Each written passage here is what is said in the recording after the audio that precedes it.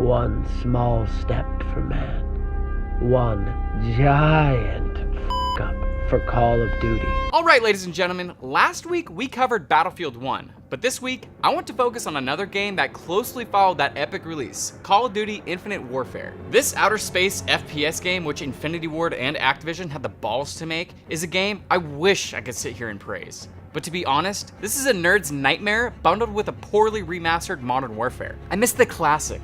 Everything in Modern Warfare 3 just made sense.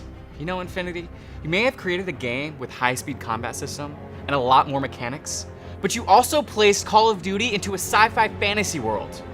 And why? When it comes to FPS games like these, just leave the flying army guys to the Halo universe. I am sure Infinity was aware they messed up when their game trailer became the second most disliked video on YouTube. Yeah, oops. I think one of the issues with annual releases is that Infinity doesn't have time to listen to fan feedback. They're so busy trying to hit deadlines that there's no time for the adjustments everyone keeps begging for. This has a lot of gamers jumping ship and feeling like they're not being listened to. Maybe with the pressure of doing a yearly release, Infinity strives to be different rather than better. Either way, we're in the midst of a generational game portal where it seems necessary to send every FPS game into space for some reason. Dead Space, Destiny, Halo, Mass Effect, space games. Call of Duty? Not a space game. So let's take the FPS back to ground level, make it modern, and take advice from EA and DICE.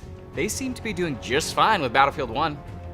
Anyway guys, thanks for watching Bonus Round this week. Be sure to follow us on Facebook and Twitter for additional weekly content. And don't forget to subscribe here on YouTube, where I will see you all next week.